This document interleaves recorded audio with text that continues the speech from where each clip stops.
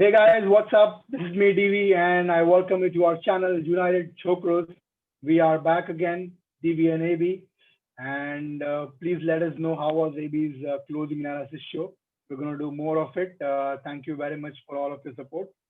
So today's video is all about the pre-match analysis, West Ham United versus Manchester United preview. We're going to talk a lot about the press conference, the starting lineup, the scoreline predictions, players who are injured, and the positivity and negativity to be taken from the PSG game. There's lots to talk about. Make sure you watch the complete video. And before I proceed further, needless to say that please subscribe to our channel if you're new, and don't forget to turn the bell icon to get latest notification. So AB, I hope you're doing well. Excited about today's game. I know it was not a good midweek for us, a game which I think we should have won, but due to our very own stupidity and things that could have been avoided, we kept on doing it. I would say, a game which we let slip out of our hands rather than, a defeat, I would call. And, my trust in Solskjaer is starting to become, weaker and weaker. After games, his tactics, completely not understandable. As you spoke in your video, Fred should have been substituted at the halftime, and Martial should have scored.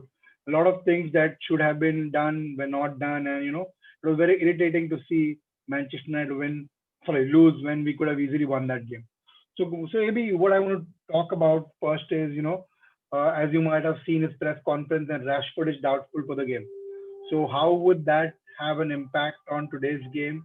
And if not Rashford, who do you want to start in today's game? Because he's at the end of the day, Rashford is a very important figure because he scores a lot of goals for us. And also, I would rather rest him for today's game and then make him play against Leipzig and Man City. These are two important games. So what do you think? Who should start against, instead of Rashford? And do you think we should risk him or bench him for this game? Well, Devi, first of all, to start with, as per the press conference that even I heard, Ole Gunnar Solskjaer made it very clear that Rashford did come for the practice sessions, but he was not 100%. And he will be traveling with the team for the match. But I would say that he should not be playing this match. As you said very correctly, we have a very big match coming up against Real Leipzig, and then following with the weekend match against Man City. So Rashford will be required in that game. Now, coming to this match, the current match which is being played today, I feel instead of Rashford, we could give that opportunity to Greenwood because again he's quick on the flanks. He could make those crucial runs in the box as well. So I think so he should be given that opportunity, and Rashford should be given rest. Although Rashford is very important right now, he's a very important part of the squad. But if he's not 100% fit, I would rather keep him on the bench and start with Greenwood, or for that matter, I could even see Donny van der Beek in that place, and maybe Matic could play, or even McTominay could play with Fred in the central defensive midfield. What do Hmm. you feel, David?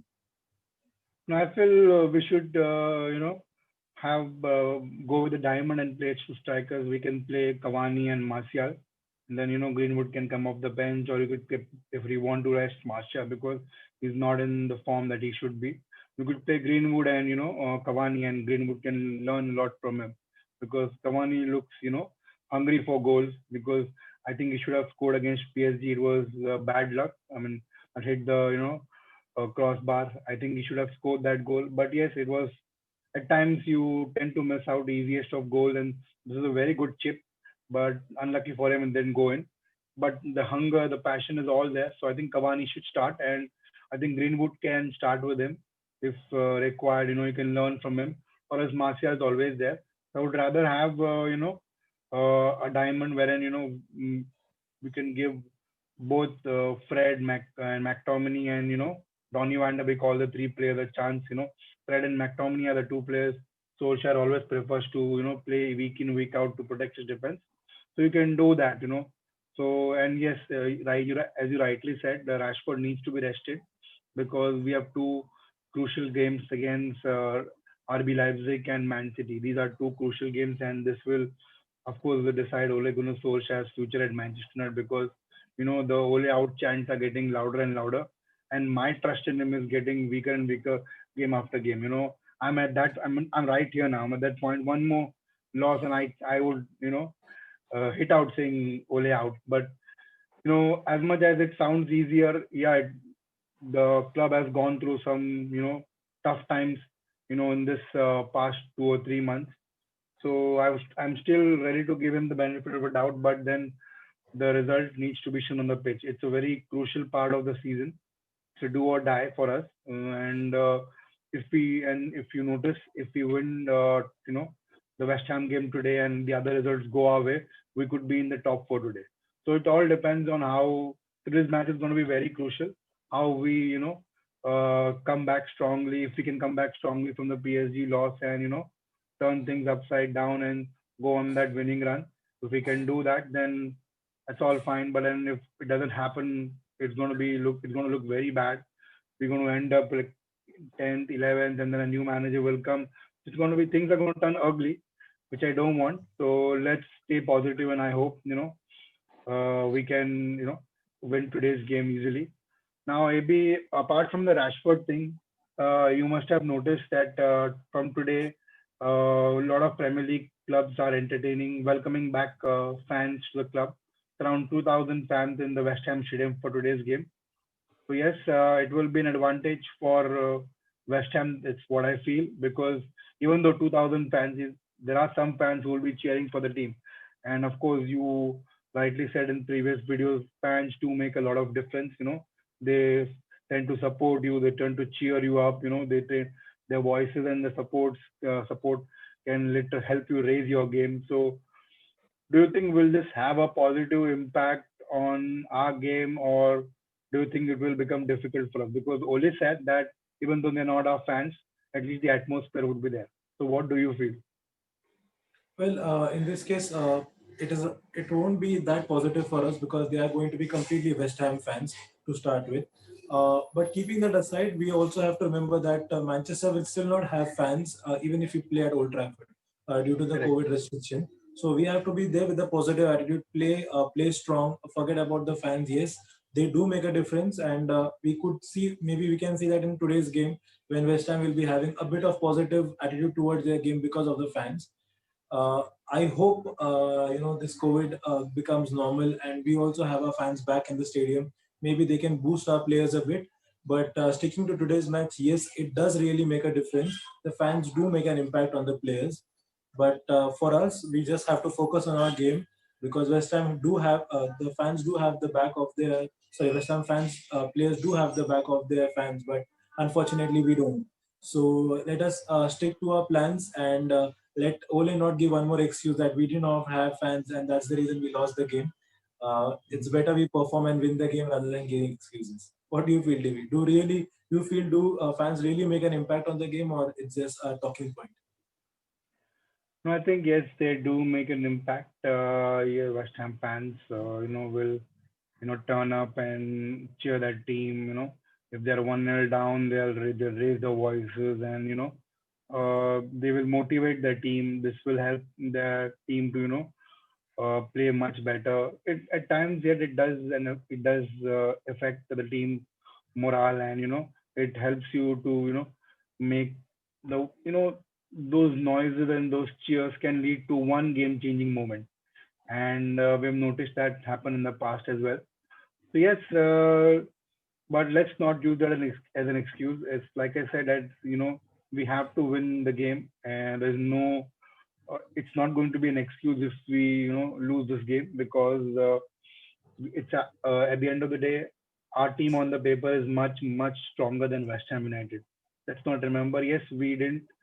You know, we failed to get our transfer targets this summer, but still, even without getting the transfer targets, our team is looking much better. And we do not only have don't have Luke Shaw and Rashford is doubtful. Apart from that, we are a very strong team. Pogba's back, and I feel irrespective whether fans are there or not, we should be easily winning this game. That's what I feel, and that's how we should be approaching this as well. All right, AB. So yes, I hate to talk about it, but yes, we do have to talk about the last game. Uh, what do you think? You spoke about the negativities and what happened in the last game against PSG where we went wrong. Do you think is there any positive side on that game? Because I hardly see anything positive on that about that game. Do you feel there's anything positive to take away from that game? Well, I would start with positive is, as you said right now, Cavani. I think so. He's in a very good form right now, in a very good touch. The the miss that Marshall missed the goal. He had Hmm. done a brilliant flick to Rashford to almost set up a goal for Martial. Yeah, he did not score it. It was a mistake from Martial, but you could see Cavani's approach towards the game. He was quite positive. The miss that Cavani had, the chip, it was a superb try, I would say. I almost thought that was a goal. I think so. Every Manchester United fan would have thought the same thing. It was placed that perfectly. Yes, it was so unfortunate he hit the crossbar, but nevertheless, his approach toward the game was quite professional. He was playing quite good. So I think so that could continue in today's game as well.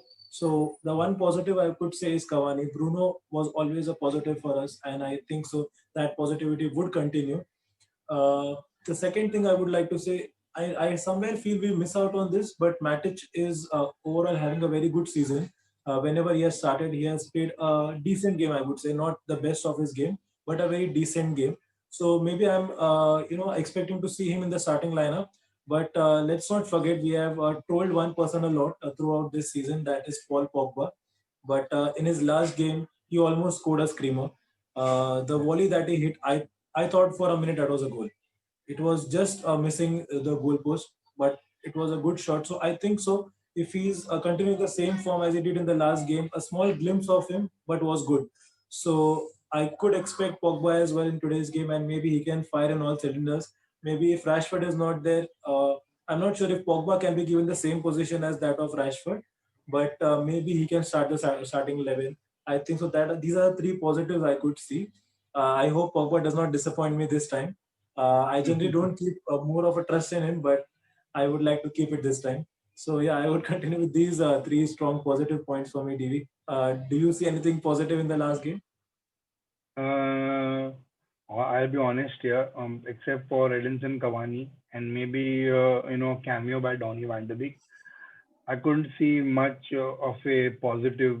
Alex Telles look good as a left back, okay, and at times Scott McTominay literally bullied Neymar. So these were a couple of things, but I would rather have us improve in today's game. Okay, yes, Cavani needs to start because he's the man in form. Okay, he scored those two goals and set up the first goal for Bruno in that previous match.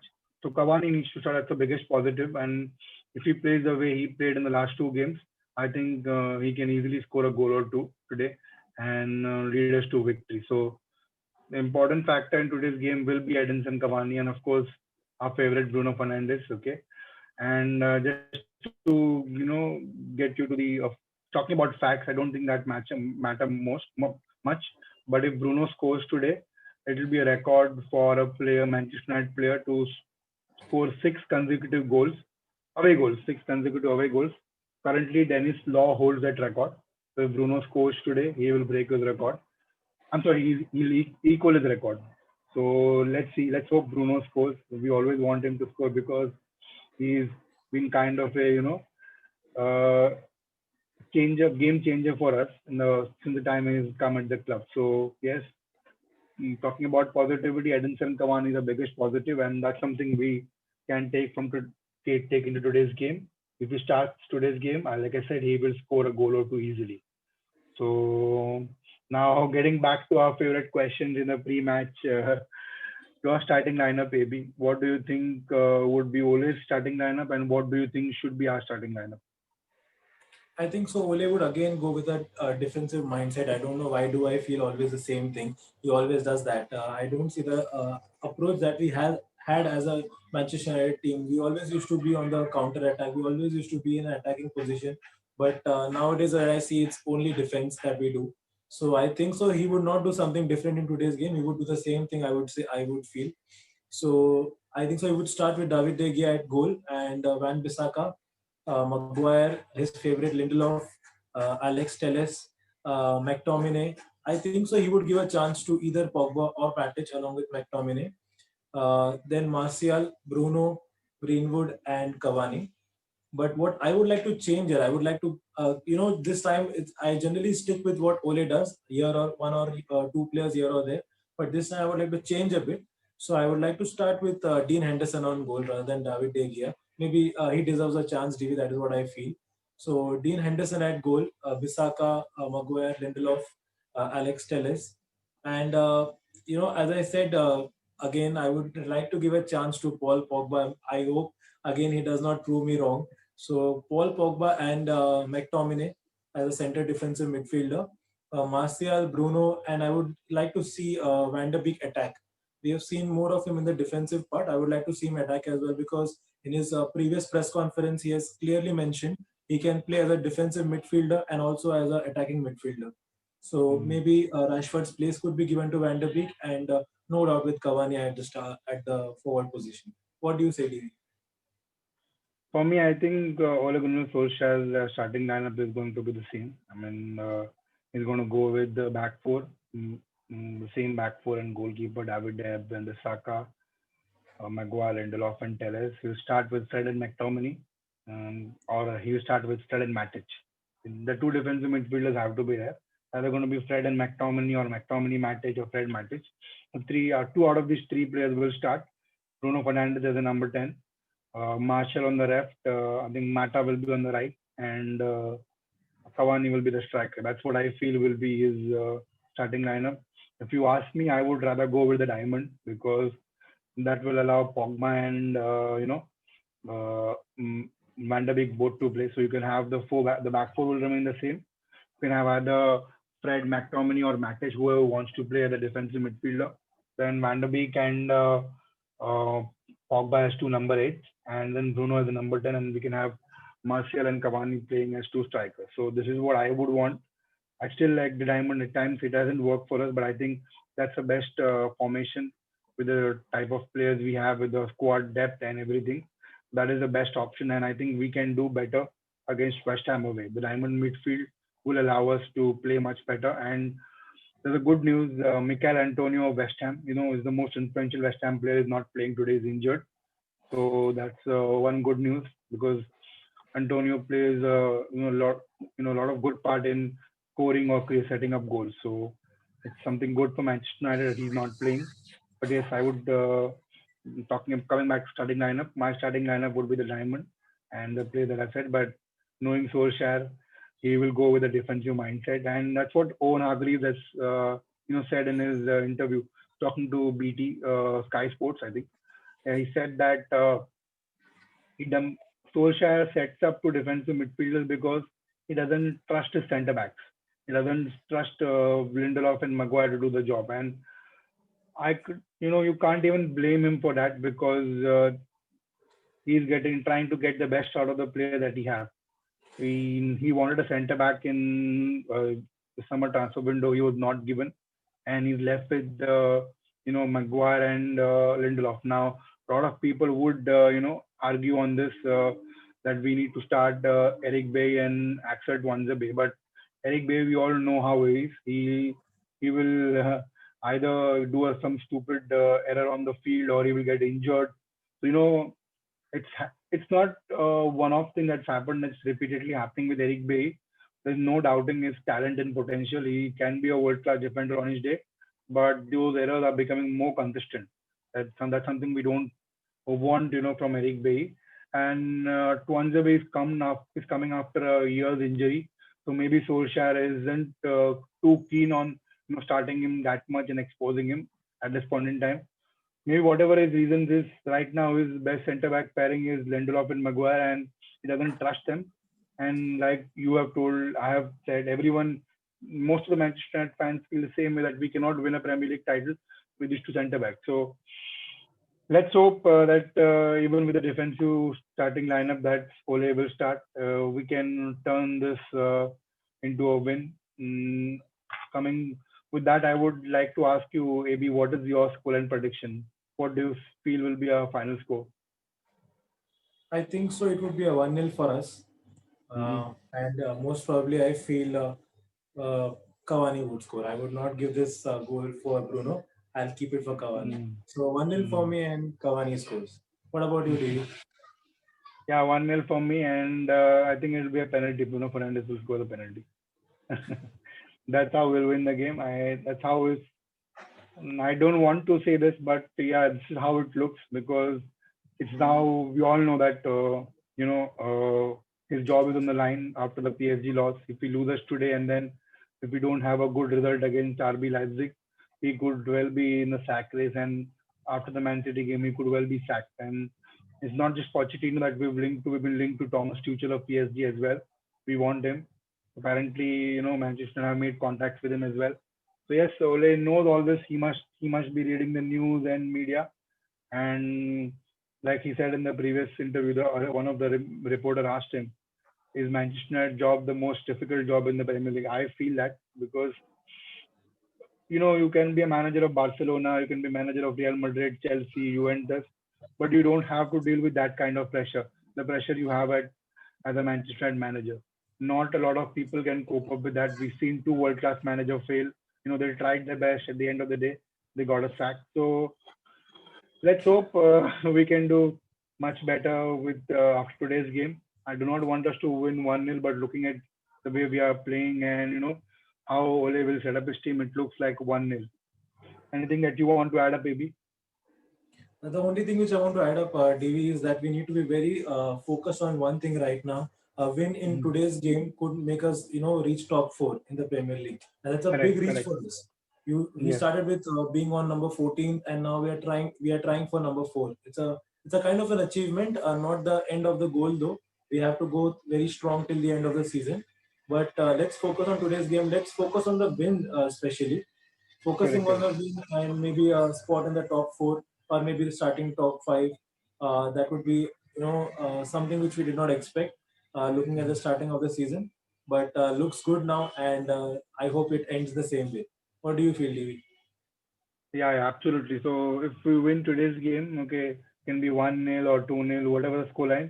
End of the day, we get 3 points. That's the most important thing, and we jump into the top four if the other results also go our way.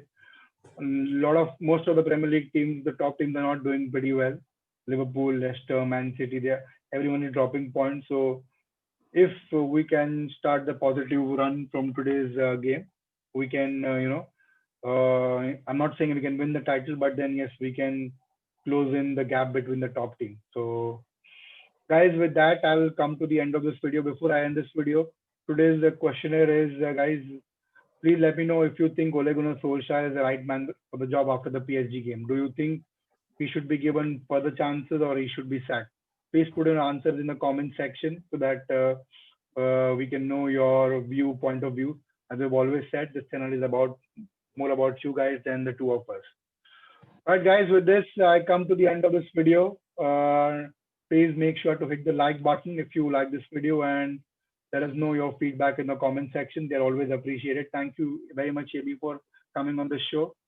Thank you. We'll see you tomorrow or day after tomorrow with a new show, Clothing Analysis of AB with AB. Till then, have a good day. Bye bye. Bye bye.